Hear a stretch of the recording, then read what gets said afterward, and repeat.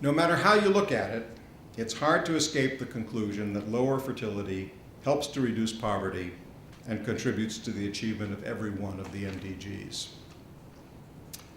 I don't believe that reducing rapid population growth and high fertility is a panacea, what in my country sometimes called a silver bullet, although I do wish we would talk less about bullets in the United States. There are few shortcuts and no easy answers in development.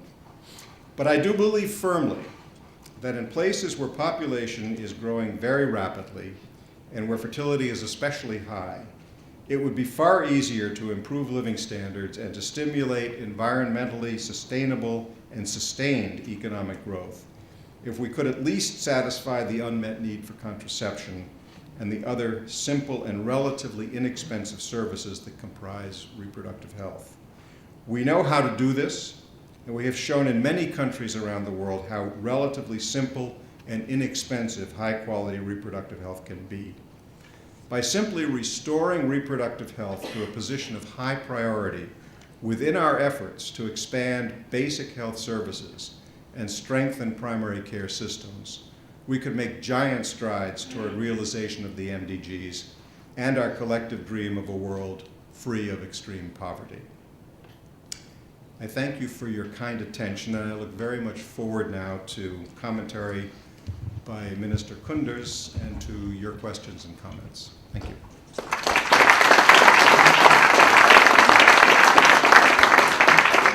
Thank you very much, Professor Sinding.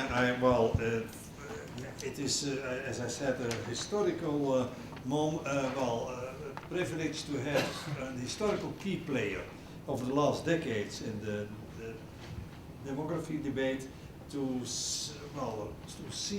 listen to your overview about the developments since the 80s, 70s, and the new situation which you so clearly underscored, analyzing as well the consequences of the new attitudes, new also development architecture, but also the new ideas after Cairo, and what are the sometimes dramatic consequences, and also listen to the new dimensions you opened and the relationship so clearly outlined between population policies and the Millennium Development Goals, bringing us also to a real policy perspective. Thank you so much, Professor Sinding, for these words and this so needy contribution to our attitudes.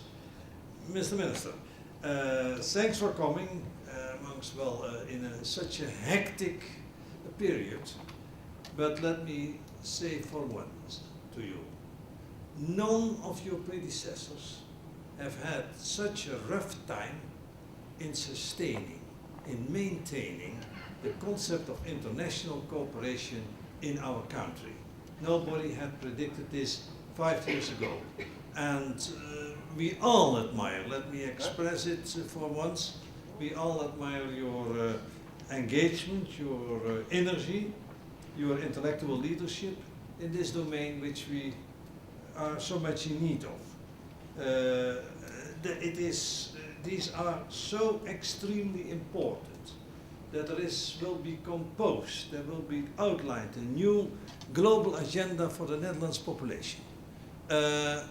Whatever our differences of opinion or appreciations there are, and there are differences of opinion, I will not deny that, but the overarching is really the absolute need to overcome this period in our Dutch policies and to make our neo-isolationism to convert it into a real global agenda and an agenda of indeed new engagements.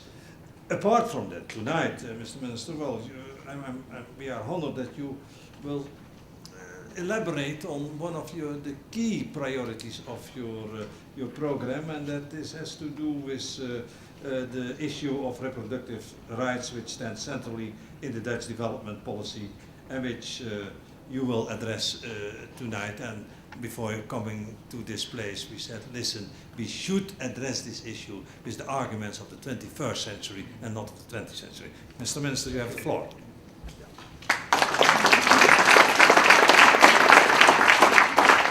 Thank you very much, Jos, for those kind introductory words. And thank you very much, ladies and gentlemen. I'd like to apologize for being late.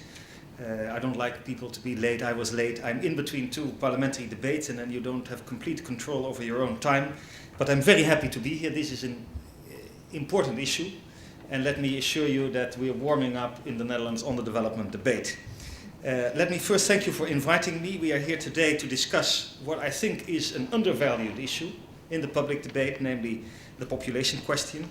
An issue that in my mind doesn't get the attention that is required, and I think therefore it is very important that SID is organizing this lecture series.